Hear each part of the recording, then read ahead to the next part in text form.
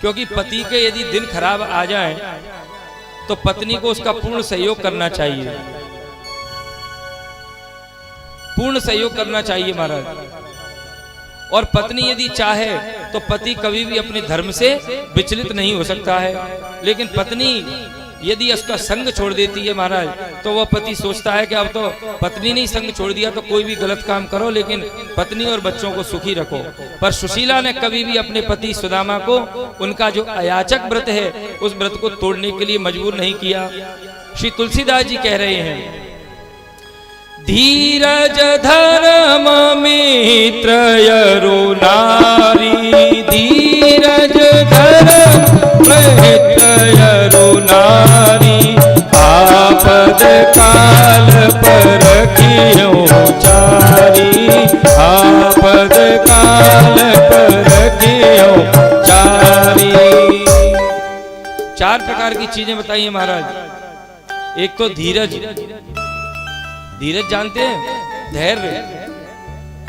एक तो धैर्य, एक धर्म, एक अपनी मित्रता और एक अपनी पत्नी। इन चारों का परीक्षण कब करना चाहिए? जब तुम्हारा समय खराब हो।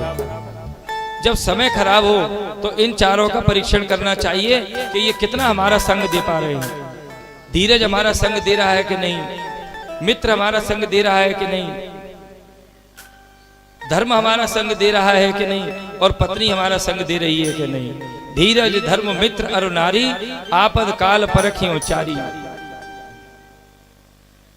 प्रेमियों, सुदामा जी के जीवन में बहुत ही प्रतिकूलता है।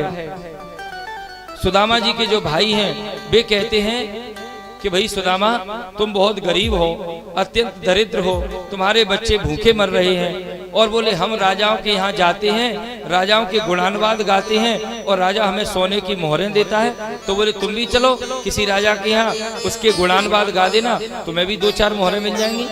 सुदामा जी कहते हैं कि मेरी वाणी यदि निकलेगी, मेरी वाणी यदि किसी के गुणानुवाद गाएगी तो केवल परम ब्रह्म परमात्मा के गाएगी, राजाओं के गुणानुवाद ये कभी नहीं गाएगी, मैं कभी नहीं गाऊंगा।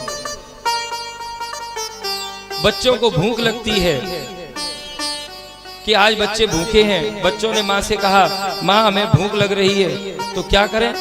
माँ कह देती बोले बेटा आज एकादशी है, आज एकादशी है, कोई बात नहीं भूखे ही रहो। इस प्रकार की स्थिति बनी हुई है प्रेमियों।